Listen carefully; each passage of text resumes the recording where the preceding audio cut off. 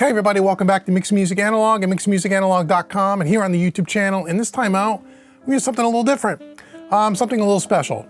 We're going to test out. I'm just playing around, and we're going to listen to an example of another compressor here, the API 2500 stereo compressor.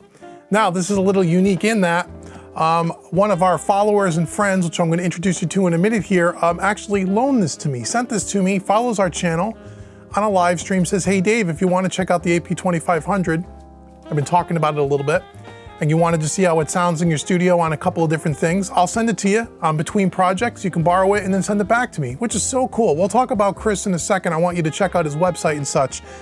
But that's what we're gonna do. So I have an API 2500 racked up right here, and I got a camera on it. You'll see the image come up on the screen. And I'm not gonna go through it on a lot of different things here because I really don't have a lot of time to spend with this before I need to send it back. I really wanted to listen to it on the drum bus because that's where I currently am using my NG bus compressor by Wes Audio along with the API 5500 EQ, which is kind of my standard. I love the way that sounds. And I always want to know, well, I would love to pair up the API 5500 EQ with the API 2500 bus compressor. How does that work? So that's what we're gonna do today. We're just gonna listen and talk you through some of that, and that's it. So anyway, make sure you like, share, subscribe. Also, make sure you go out to the mixing hybrid courses. There are 2 of them now. I have 2 courses, mixing hybrid pop, mixing hybrid acoustic rock. Everyone that's purchased that course has said awesome things about it. The links are in the description box below. Check those out if you wanna see an in-depth mix from start to finish in the whole hybrid workflow with all the hardware, the console, and you'll get all the multi-track files, plus a bunch of free stuff as well. Check the links in the description box. And again, make sure you subscribe. Okay, so we have the API 2500 here next to me. I got this nice little rig set up with a camera over my shoulder. So I want testing this out for the first time to see how this is gonna go, because this might be my little rig for when we're doing more gear demos. I can have it right here next to me in the sweet spot where I don't need to go back and forth to the racks. Now, as I said, one of our followers actually sent this to me on loan. His name is Chris, and I want to bring up his website here so you can check him out, okay? This is Chris Wichman. He's an engineer, producer, songwriter, and he has a great website. I'm going to leave his link in the description box below. Go check out Chris. Chris, thank you so much for being so cool to send this to me. I know you're between projects. I know you want to get it back. You're not in any real rush to get it back, but I'm going to get this back to you pretty quick. I really do appreciate you sending this to me. Not a lot of people would send a $3,000 compressor in the mail to someone that they just met to try out. So Chris is really cool. I want you to check out his website. I've been going around it. He's got a bunch of his mixes up here that he did. He's a really good mixer. Check him out. If you want to inquire about Chris, you could click the link in the description box. You go out to his website. He's got a Facebook and an Instagram page. I'm following him. I encourage you to follow him. So again, thank you so much, Chris. So what I did is I pulled up a session here in Studio One. We're only going to be listening to the drums, but just so you know, this drum performance comes from a song from the artist Brandon Van Allen. You've heard his music on our channel here before. This is his new song, not even released yet, and he's been nice enough to allow us to use it. Can I Be Lucky Just Once? Again, check out his links in the description box as well. He's an educator, a producer, a songwriter, and he does a lot of great stuff too. And him and I work together, and I mix all of his client projects as well as his music. So again, thank you, Brandon. Thank you so much. In other videos, there'll be more videos of Brandon's music where you can hear the whole thing. So check his links in the description box below. So basically, I pulled up his session here. It hasn't been fully mixed yet. Got the drums routed down to a drum bus here, where we have the drum bus. We have the API 5500 EQ with a little bit of bottom and a little bit of top. From there going into the API 2500 compressor. There's only a light amount of EQ. Here, there's no other compression going on in any of the individual drums. This is live drums, not software drums. And we're just gonna check it out. So the other thing, we'll walk through the controls of the API 2500. You can go out and download their manual, which is what I did. I just have their manual here as a PDF file to kind of tell you a little bit about some of the controls. Now, the thing about this compressor, it's super versatile. You could do a lot of things with it. But really, for me, it was more about how does this compare to my NG bus compressor by Wes Audio, which I use all the time. That's a VCA compressor stereo. This is a VCA compressor stereo. The NG bus compressor has a lot of additional features in it, like a total harmonic distortion circuit. We have a transformer circuit. It can run dual mono stereo. It's all digitally controlled with a plug-in. It's got a lot of the same features as the API 2500, but the API 2500 has a couple of different things as well. So let's first walk through the controls here, and then we're going to listen to it.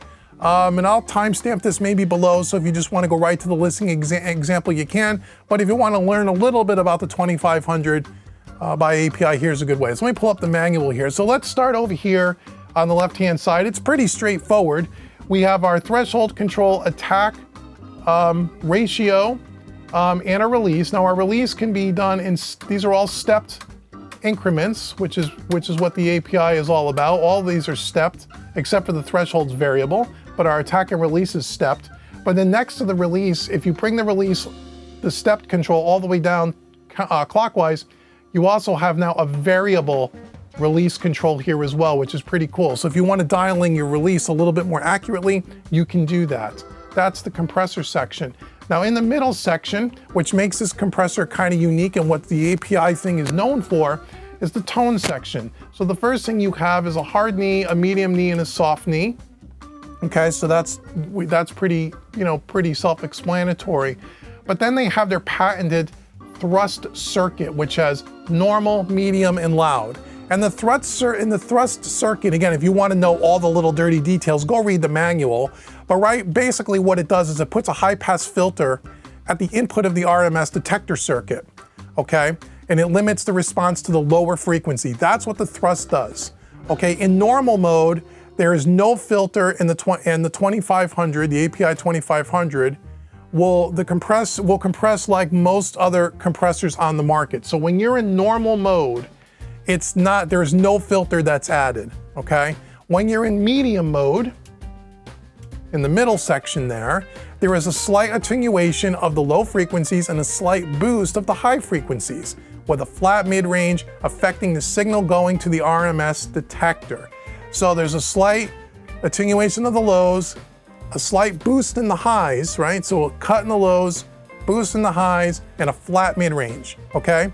This reduces the low frequencies from pumping the compressor as much as increases the sensitivity of the RMS detector, okay, to the higher frequencies, affecting the higher frequencies peak of signal, okay? So that's what that does. When you go to loud, in red, the loud is selected. There's a gradual linear filter down 15 dB at 20 hertz. Okay, so there's a filter down at a 15 dB filter at 20 hertz and 15 dB up at 20K, equalizing the energy going to the RMS detector. This decreases the way the low frequencies pump the compressor and increases the way the high frequencies are compressed. Okay, so that's what the thrust circuit does. The overall difference is noticeable, and the increase of punch and low frequencies is uniformly compressed signal.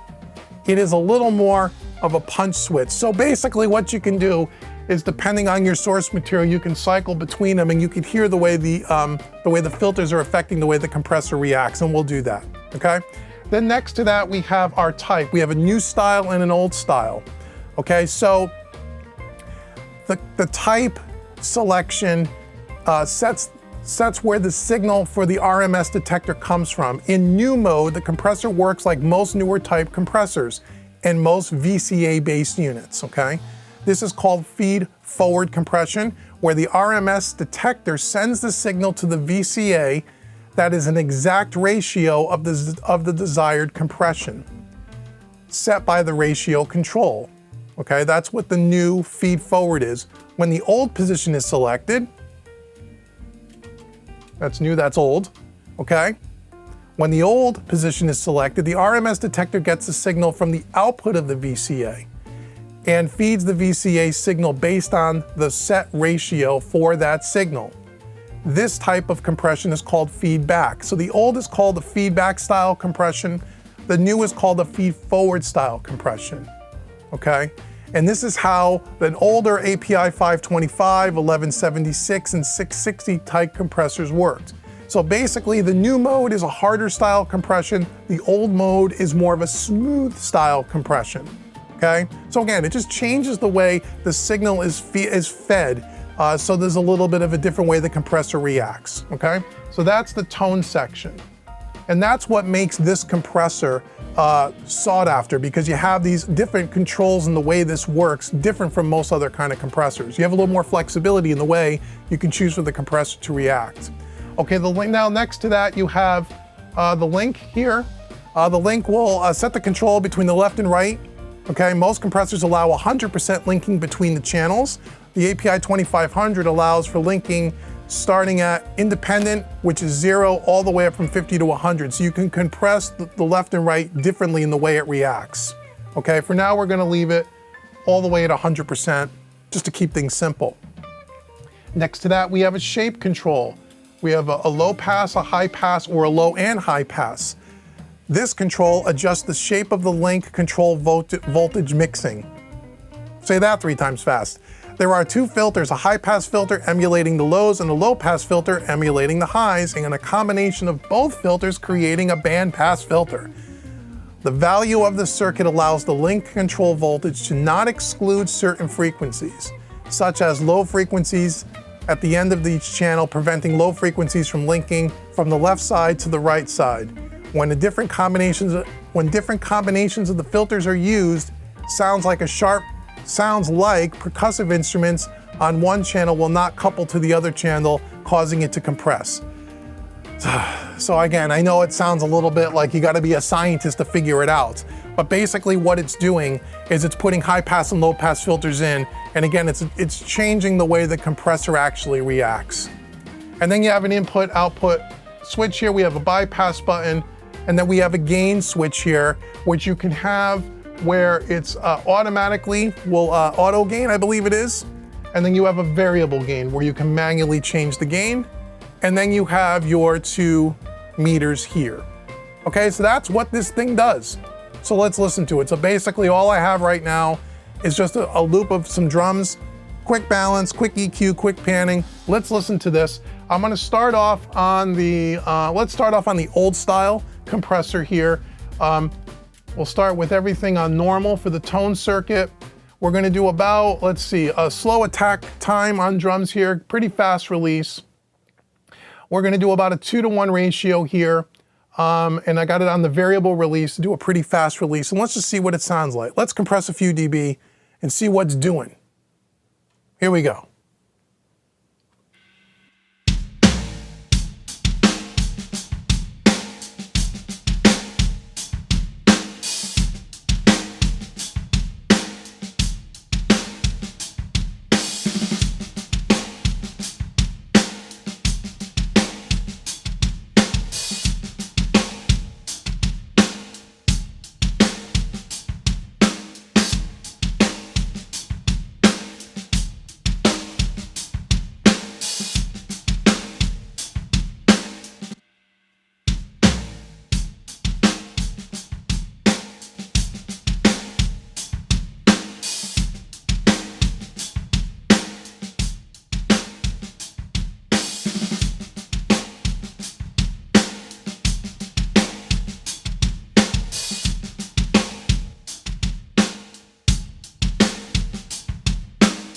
Okay, so right there, just by keeping it on soft knee, thrust at normal, old style compression, 3 dB or so, 2-3 dB. Again, slow attack, fast release, drum bus, typical standard settings.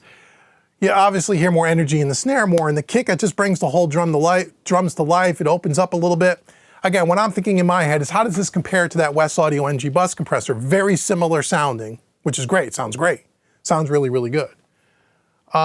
Let's try now just changing the knee and see how that kind of affects the sound. Just the knee setting. Here we go. Let me, I want to get another different part of this loop up here. Let's try from here. Here we go.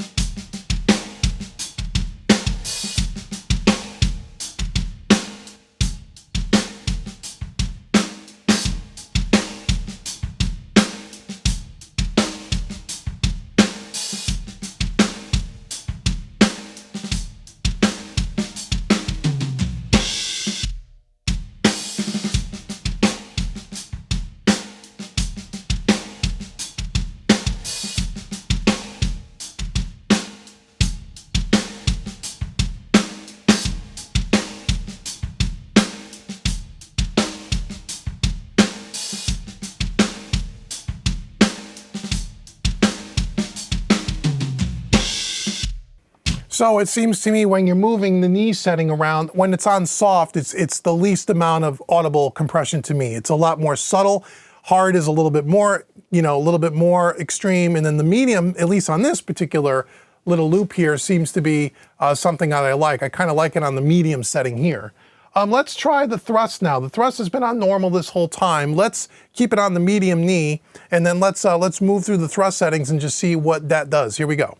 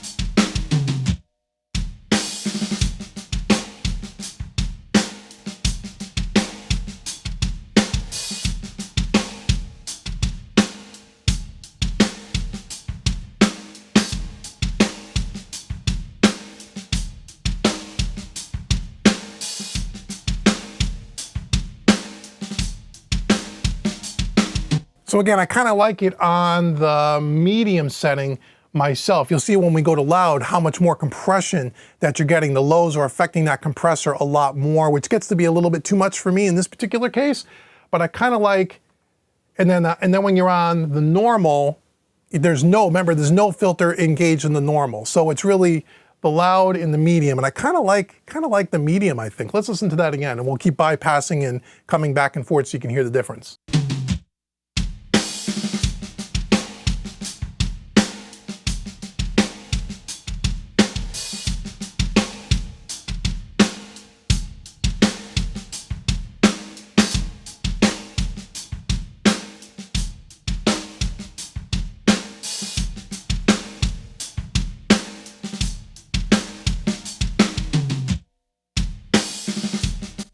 Like that a lot. Sounds really great. Sounds really great. Really, really great. Love that. Love that. Love it. Okay, let's go over to now let's go over to the new style. That was the old style compression, which is more, they say, more of a smooth style. This should be a little bit more aggressive sounding. So let's try it, and I'll tweak it in and see where we are. Keep your eye on the meters to see, just from going old to new, how much that affects the compression even at the current settings. Let's take a quick listen and let's see.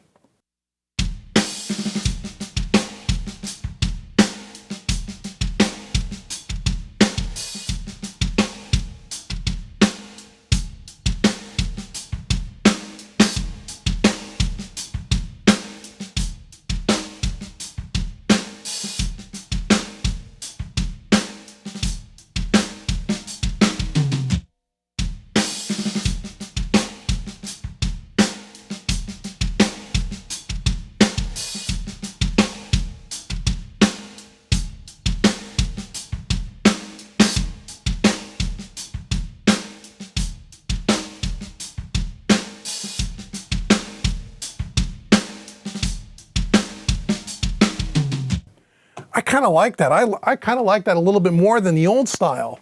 It just seems like it's a little bit more, I don't want to say maybe modern, just a little bit more like the manual's a little bit more harder. It's got a little bit more excitement to it, I feel. Let's, now that we're on that new setting, let's start with the knee. Let's move the knee back and forth here and let's see what that does.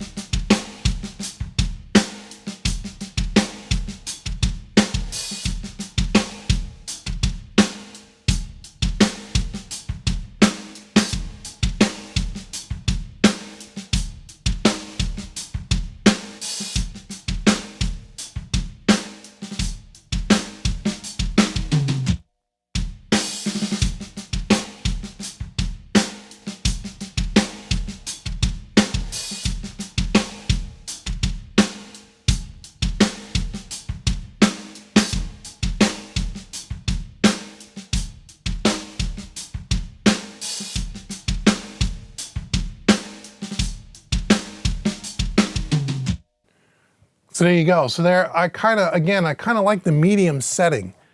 I feel like the hard setting is too much compression. Let's go over to the thrust now. Again, let's start on normal and let's cycle through the thrust and just see what that sounds like. Here we go.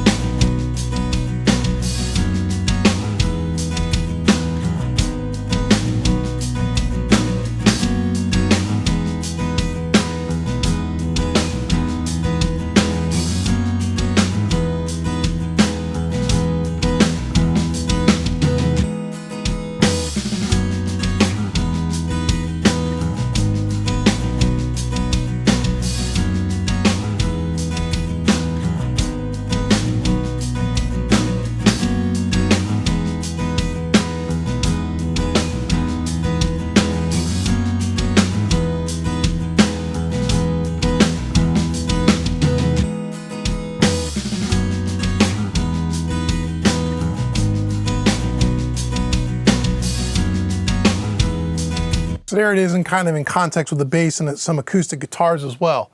I mean, it's really cool. It's a really cool compressor. It's super versatile. You could do a lot with this thing.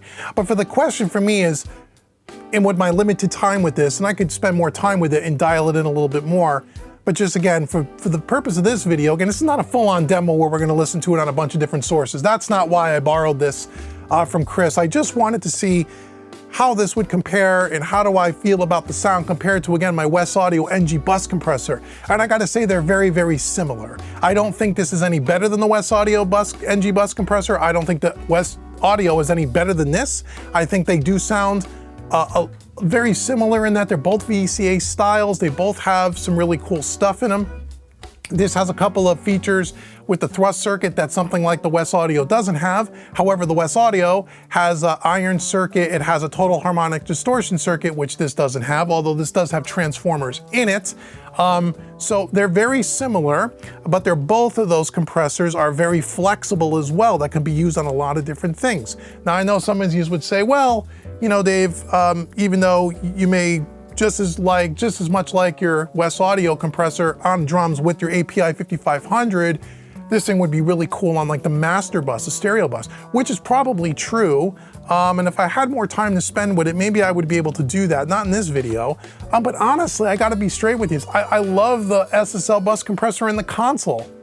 I don't know that I want to, you know, I don't know that I would put this in its place. It might sound really cool, but one of the things that I'm trying to do here with the gear, as you've been watching the journey happening here over the last couple of years, is that I'm trying to try different pieces of gear out, find out what I like, develop some, for lack of a better word, some chains of gear for certain elements where there's some flexibility, but I'm trying to kind of refine the gear and what I like, what I don't like, and what I think works best for most of the music that I work on.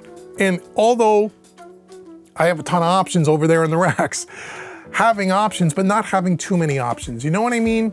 I already feel like with all the gear that I have, even before a piece like this API, I already got way too many choices. And as I've said before in other videos and other live streams, when I'm doing mixes for clients or for this channel or otherwise, I'm only using about a third of the gear that's in the racks. To be honest anyway, most of what I have are compressors.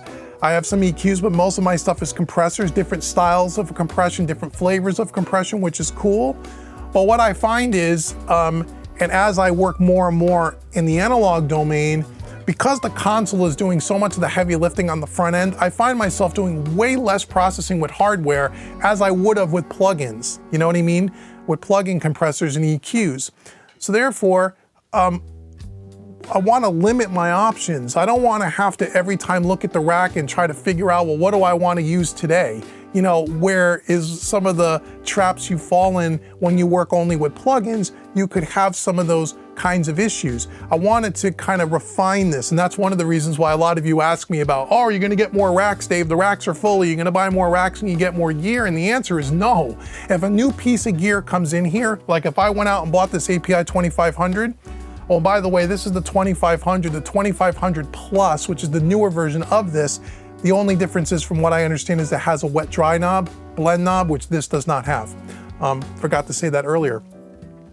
But if I was going to buy an API 2500, there would have to be another piece of gear in this rack would have to go. Now it's only a 1U, and there are a couple of pieces there that I probably could get rid of, or you know, that I don't use a lot of, that I could fit this in my racks. But right now, again, I think it's great. I love it. I think it sounds awesome. But for now, I'm thinking I'm just going to stick with my NG Bus Compressor. If I were to get something like this, I would probably filter out a couple pieces of gear in order to buy this. For example, and then we'll end this video. I know it's getting long here. You know, I have, I think, 5 1176s, right? I got 4 of them from audio-scape, and I have 1 of them from Black Lion Audio. Do I really need 5 1176s? No. Do I use 5 on a mix, on any one single mix all at the same time? No. So do I really need that? No, I really don't need all of that. So, you know, if I was gonna buy another compressor, and I also have the West Audio NG76. So I got 4 audio-scape units, a Black Lion Audio, and the West Audio NG76. I got 6 1176s. You know, 2 of those could go very easily, and they're all great. But do I need 6? No. So that's part of where I'm at now as far as gear acquisition. I'm trying to figure out, what do I like? I really love the combination of the NG Bus Compressor with the API 5500 EQ on drums. I use that all the time and love it. This API 2500 could have very easily been paired with that API EQ and it would sound fantastic. But the NG Bus Compressor sounds fantastic as well. It has a lot of the same flexibility as I mentioned. And so, you know, my bass, you know, there's a couple of things I put on bass. It's either the LA2, the Opto by audio-scape, or it's the V-Comp Plus by audio-scape. That's what I use more times than not. Sometimes I'll use a DBX 160A. I got 4 of those. You know, kick and snare, I'll use DBX 160As. I love those. So there's a lot of things in this rack. There's a couple of pieces that I could probably unload that I don't use, that I really have redundancy, that can make room for something like this maybe at one point. But these are $3 grand if I buy them new. The API used about 2,200. So again, I love it. I'm glad I had an opportunity to try it. I've used the plugins before. This sounds better than plugins to me. I don't have time to do a comparison. We're gonna compare them to plugins because I've yet to find a I have yet to find a hardware compressor that did not sound better than the plugin counterparts.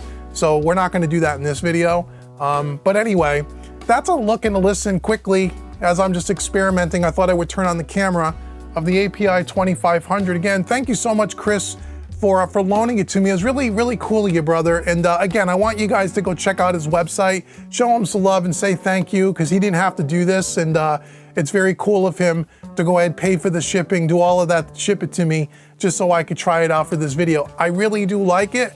Maybe at one point I'll end up with one, but I'm not ready to run out and buy one today because again, I got so much gear, some of which I don't use, and I'll have to think through whether or not maybe I sell a couple of pieces to afford this, and then what would I use this on? Am I gonna use it on drums? Yeah, I would probably use it on drums, and what do I use the NG bus compressor on? Am I gonna use it on the master bus? Yeah, but I really love the SSL bus compressor. Is it nice to have all these choices and options? Sure. But I don't want to have too many options. It's not about the gear, as some people have alluded to in comments on other videos. And again, I've said that so many times. It's really not about the gear. It's about how you use the gear and understanding the gear and what your personal tastes are. That's the biggest thing to all of this. So anyway, long enough video, right? So again, like, share, subscribe. Go check out Chris. Go check out Brandon Van Allen. All the links will be in the description box below. Check out the hybrid mixing courses if you would.